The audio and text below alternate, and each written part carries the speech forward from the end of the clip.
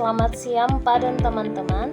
Terima kasih atas kesempatan yang telah diberikan bagi saya, Raffensia Frilly Siloi dari Program Studi Pendidikan Agama Kristen untuk mempresentasikan proposal penelitian saya dengan judul Pengaruh Model Pembelajaran Berbasis Proyek terhadap motivasi belajar PAK pada siswa kelas 2 SD Negeri 85 Ambon. Baik Bapak Ibu dosen serta teman-teman sekalian, di saat ini saya akan mempresentasikan proposal hasil penelitian saya dengan judul yang saya ambil yaitu Pengaruh Model Pembelajaran Berbasis Proyek terhadap motivasi belajar PAK pada siswa kelas 2 di SD Negeri 85 Ambon. Dan yang akan saya bahas pada presentasi kali ini adalah yang pertama pada bagian bab 1 terkait dengan pendahuluan, kemudian bab 2 terkait dengan tinjauan pustaka dan tinjauan teori, dan pada bagian bab 3 terkait dengan metodologi penelitian. Baik Pak dan teman-teman, latar belakang daripada saya mengambil judul ini adalah karena pada saat melakukan praktek mengajar pada SD Negeri 85 Ambon, terkhususnya pada siswa kelas 2, saya menemukan adanya kepasifan yang sangat tinggi dari mereka. Kenapa saya mengatakan demikian? Karena pada saat melakukan praktek mengajar dengan menerapkan metode atau model pembelajaran berbasis ceramah, siswa tampak kurang minat dengan materi yang saya ajarkan.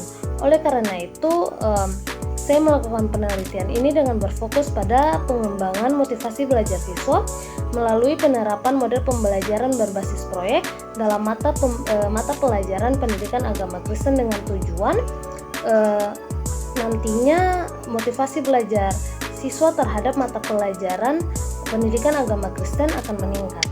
Baik dan teman-teman sekalian, berdasarkan uraian latar belakang yang telah saya jelaskan tadi, maka identifikasi masalah yang saya jadikan bahan penelitian yaitu yang pertama, rendahnya motivasi belajar siswa kelas 2 di SD Negeri 85 Ambon terhadap mata pelajaran PAK, dan yang kedua, siswa membutuhkan model pembelajaran yang inovatif dan kreatif atau model pembelajaran yang dapat meningkatkan motivasi belajar siswa.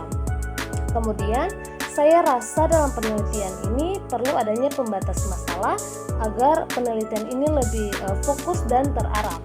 Oleh karena itu, penelitian ini berfokus pada pengembangan motivasi belajar siswa melalui penerapan model pembelajaran berbasis proyek dalam mata pelajaran pendidikan agama Kristen atau PAK.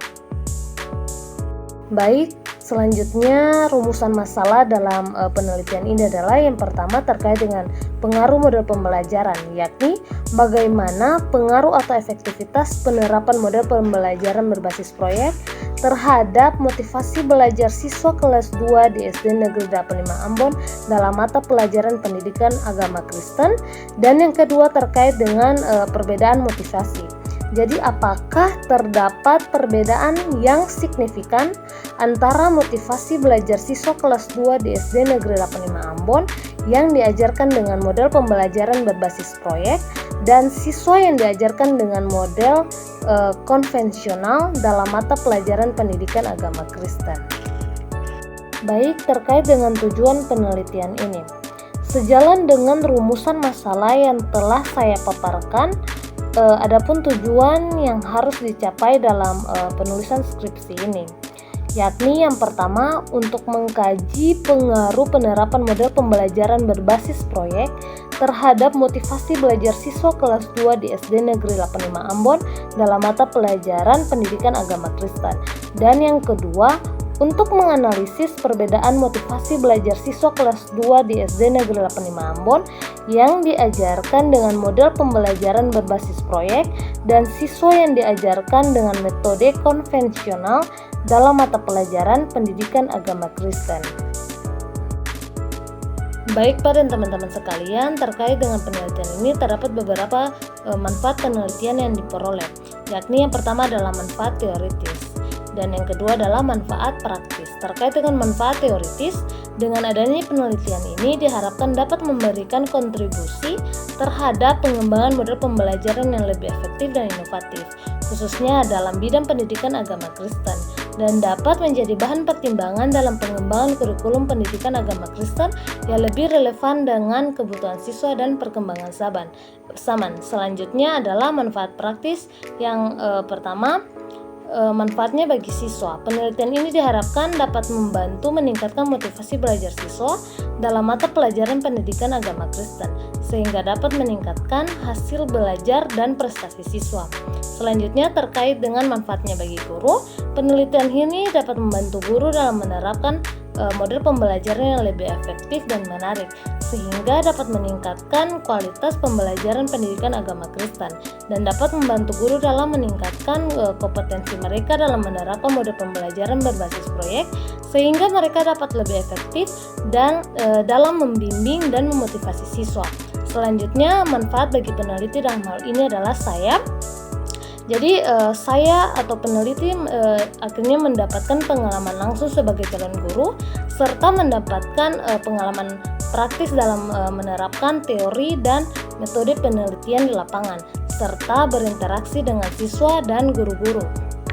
Selanjutnya terkait dengan tinjauan pustaka dan tinjauan teori. Berdasarkan sumber ditemukan penelitian sebelumnya, yakni penelitian serupa telah dilakukan oleh Kinanti Padma Pratiwi pada tahun 2018 tentang penerapan model pembelajaran project based learning untuk meningkatkan keaktifan dan motivasi belajar siswa pada mata pelajaran simulasi dan komunikasi digital di SMK Negeri 2 Klaten. Berkaitan dengan penelitian saya terkait dengan penerapan model pembelajaran berbasis proyek, model ini menekankan pembelajaran melalui proyek, di mana melibatkan peserta didik dalam mengeksplorasi penilaian, interpretasi, dan substansi informasi untuk menghasilkan berbagai bentuk hasil belajar berdasarkan Hosnan pada tahun 2013. Sementara motivasi belajar sendiri merupakan kekuatan pendorong yang memicu, mempertahankan, dan mengarahkan kegiatan belajar siswa. Serta terdapat ciri daripada motivasi belajar itu, yakni anak akan terlihat tekun, tidak cepat puas, memiliki minat yang tinggi, bekerja mandiri, dan senang memecahkan masalah.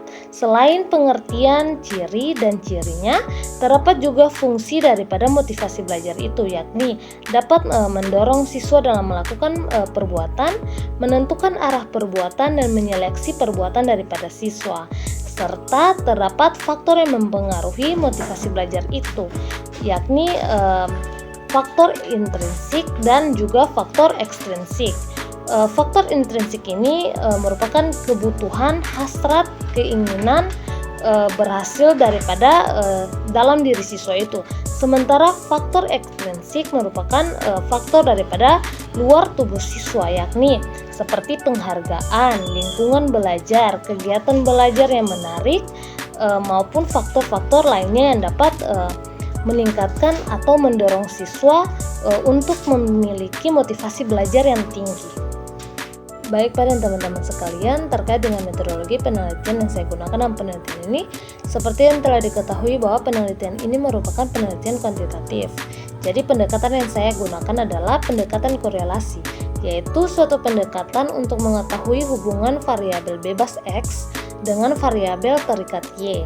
Untuk mengetahui hubungan antara variabel bebas dengan variabel terikat, maka digunakan koefisien korelasi sederhana. Dapat dilihat pada rumus yang telah saya paparkan dengan keterangan bahwa RxY merupakan koefisien korelasi produk momen, N merupakan banyaknya pengamatan atau banyaknya subjek, X merupakan skor bukti soal, Y merupakan skor total, dan XY merupakan jumlah. Selanjutnya, untuk menguji signifikan koefisien dapat dihitung dengan uji T dengan rumus T sama dengan R kuadrat N dikurang 2 dibagi dengan kuadrat 1 dikurang R kuadrat, di mana T hitung sama dengan nilai T, R merupakan nilai koefisien korelasi, dan N merupakan jumlah sampel. Baik, terkait dengan lokasi penelitian, lokasi yang dijadikan tempat penelitian adalah di SD Negeri 85 Ambon, yang berlokasi pada air Saloba. Pemilihan lokasi ini didasarkan atas pertimbangan bahwa masalah ini belum pernah ada yang menelitinya, serta saya sendiri yang sebelumnya pernah melakukan praktek mengajar mata pelajaran pendidikan agama Kristen, sehingga dapat langsung mengetahui permasalahan yang terjadi di sekolah tersebut, terkhususnya pada siswa kelas 2. Kemudian pada variabel penelitian ini adalah gejala yang bervariasi dalam penelitian. Pada penelitian ini variabel yang saya gunakan terdiri atas dua variabel, yaitu yang pertama variabel bebas X dan variabel terikat Y. Yang merupakan variabel bebas X yaitu model pembelajaran berbasis proyek, dan variabel terikat Y yaitu motivasi belajar PAK. Baik Pak dan teman-teman sekalian, terkait dengan populasi dan sampel yang digunakan dalam penelitian ini, yang pertama-tama perlu diketahui bahwa populasi sendiri merupakan objek atau subjek yang memiliki karakteristik tertentu yang diterapkan oleh peneliti. Dan populasi dalam penelitian ini yang ditetapkan oleh saya adalah siswa kelas 2 SD Negeri 85 Ambon. Kemudian terkait dengan sampel, teknik pengambilan sampel yang digunakan dalam penelitian ini adalah teknik probability sampling, yaitu cluster random sampling. Penelitian ini mengambil satu kelas yang dibagi menjadi dua kelompok, yakni satu kelompok kontrol dan satu kelompok eksperimen, yang dilakukan secara acak dengan pertimbangan populasi yang ada berdistribusi normal dan memiliki homogenitas yang sama. Baik, terkait dengan teknik pengumpulan data yang saya gunakan dalam penelitian ini. Jadi di dalam penelitian ini saya menggunakan 3 teknik pengumpulan data. Yang pertama adalah observasi. Jadi dalam observasi ini saya melakukan pengamatan secara langsung dan digunakan untuk mengukur hasil belajar pada ranah psikomotorik siswa yang difokuskan pada keterampilan praktek secara langsung serta memecahkan sebuah masalah atau proyek. Jadi observasi dilakukan oleh 2 orang observer selama kegiatan pembelajaran praktikum berlangsung dan kegiatan proyek dilaksanakan. Selanjutnya saya menggunakan teknik pengumpulan data angket. Jadi angket ini digunakan untuk mengetahui hasil belajar siswa pada ranah afektif. Jadi bagaimana tanggapan siswa mengenai pembelajaran berbasis proyek. Dan angket atau kuesioner ini merupakan teknik pengumpulan data yang dilakukan dengan cara memberi seperangkat pertanyaan atau pernyataan tertulis kepada responden atau siswa untuk diberikan respon sesuai dengan permintaan saya sebagai peneliti. Selanjutnya adalah teknik pengumpulan data tes hasil belajar.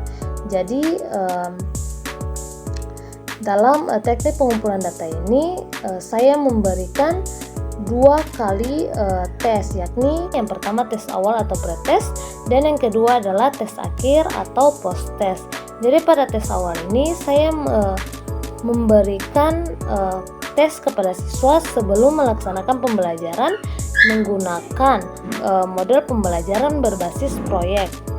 Dan yang kedua, tes akhir atau post test ini saya melakukan tes kepada siswa untuk mengetahui motivasi belajar siswa di kelas 2 SD Negeri 85 Ambon sebelum perlakuan dan setelah perlakuan. Dalam hal ini sebelum saya menerapkan model pembelajaran berbasis proyek dan setelah saya melakukan penerapan model pembelajaran berbasis proyek ini. Jadi apakah ada perubahan yang terjadi sebelum menggunakan model pembelajaran berbasis proyek dan setelah menggunakan model pembelajaran ini terhadap siswa kelas 2 itu. Jadi pada tes akhir ini kita dapat mengetahui apakah ada peningkatan motivasi belajar pada siswa kelas 2 ini. Ya, para teman-teman, sekian presentasi proposal penelitian saya. Kiranya penelitian ini dapat bermanfaat bagi kita semua.